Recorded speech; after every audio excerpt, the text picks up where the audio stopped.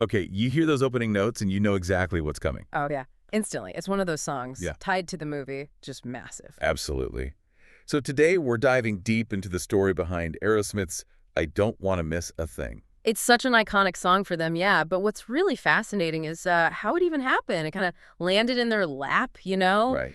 And arguably, it really reshaped their later career. So this deep dive will unpack the, well, surprising origins and the whole journey of this huge 1998 power ballad. Yeah, our mission here is to explore that story. Mhm. How did a song that nearly went to like another huge band become Aerosmith's biggest ever hit? Exactly. And how it kind of gave them this whole new burst of fame. It's a wild story, especially starting with where the idea even came from. Totally. Because it wasn't Aerosmith. It wasn't even written for a rock band initially. It starts with Diane Warren, the songwriter legend. Right, she's written so many hits. And the spark for this one, it came from an interview she saw with James Brolin. James Brolin. Yeah, talking about his wife, Barbara Streisand. He apparently said something like, he missed her even when he was sleeping. Wow. That's pretty intense. But sweet. Kind of sweet, kind of intense. Yeah, but that feeling, that like absolute devotion. You can see how that connects to Armageddon, right? The whole Yep. end of the world, high stakes thing. It needed that kind of emotional weight. Precisely. It made it a really fitting, if maybe unexpected, love song for a disaster movie. But Aerosmith wasn't the first choice. No. And this is where it gets interesting. It was apparently offered to U2 first. You too. Imagine that versus. The door really opened for Aerosmith because Steven Tyler's daughter, Liv Tyler, she was cast in the movie. Ah, the family connection. So that's how they got on the radar for it. Seems like it was the key thing, yeah. Diane Warren herself was apparently surprised. She was maybe thinking more like Celine Dion or someone like that. Okay, yeah, I could hear that too. But she said when she heard Steven Tyler actually sing it, she got chills.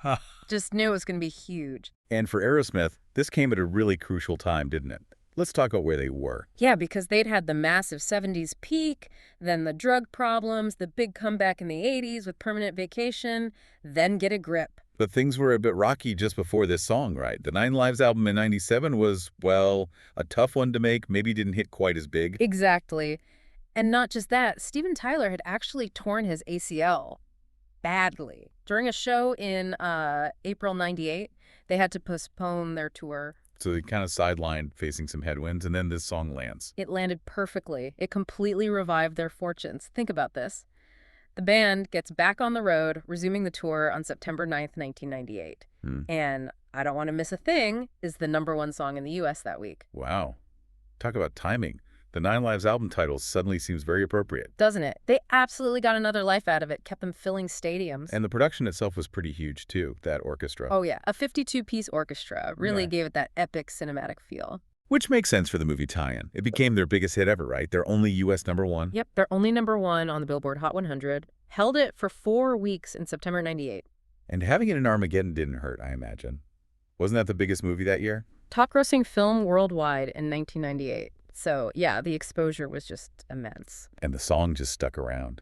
Teen Choice Award voted UK's favorite love song years later. Even Tyson Fury singing it after winning a boxing championship, it just kind of permeated everywhere. There's that great little detail about the music video, too.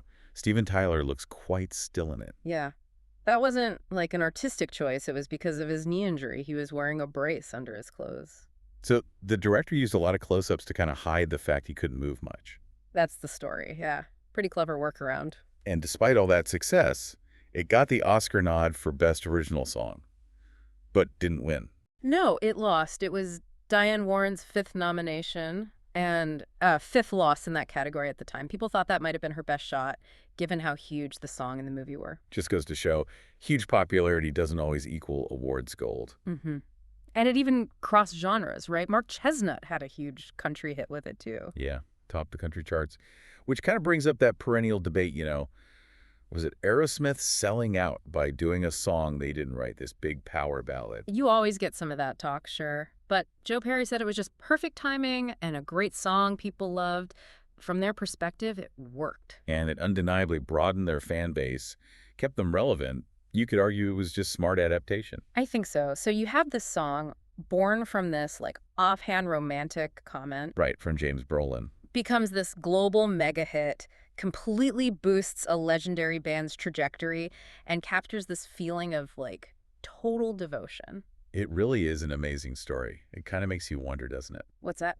Well, just how often the most unexpected things it's done, a different songwriter, a movie connection, even an injury, lead to the biggest, most lasting successes. Even if the creators themselves, like Diane Warren finding parts a bit treacly, have mixed feelings. That's a great point. Those weird twists of fate sometimes create the real magic, huh? Something to definitely think about.